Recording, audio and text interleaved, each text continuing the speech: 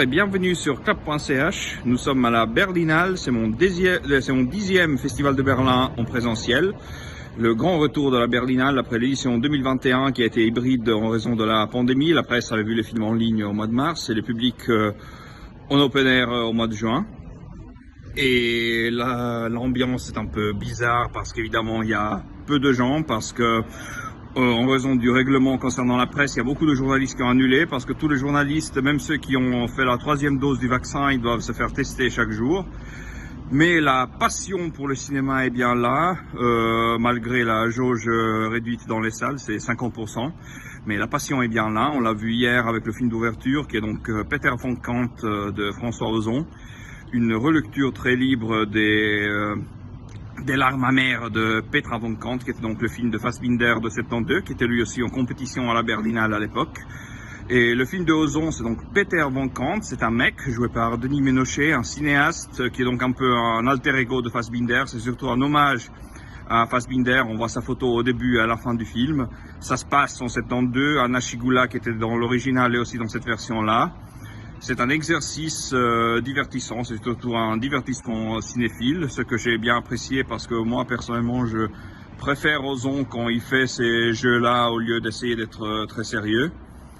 Et puis ça parle français aussi dans le premier film de Berlinale Spécial, qui est donc Incroyable mais vrai, de Quentin Dupieux.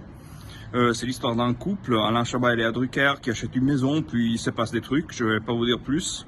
Bon, c'est Dupieux, donc on peut s'attendre à un côté un peu loufoque, très décalé.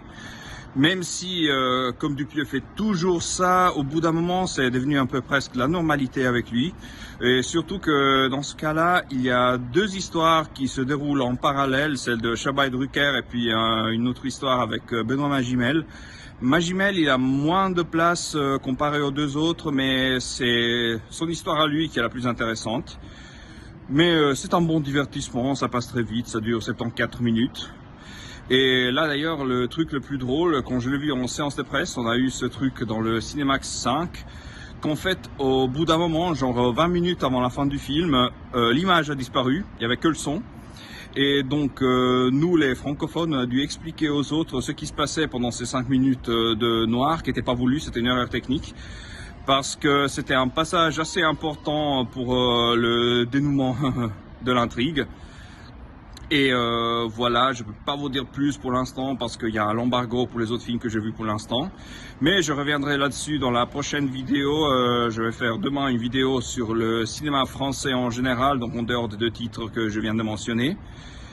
Et voilà, ça promet d'être une Berlinale spéciale, un peu bizarre, hors du commun, mais avec plein de joie quand même. Le festival vient de commencer, le ciel est devenu bleu alors qu'il était gris les 2 premiers jours quand j'étais là. Et voilà, rendez-vous donc à demain pour des reportages un peu plus approfondis, dès qu'on aura vu un peu plus de films dont on a le droit de parler pendant la semaine qui suit.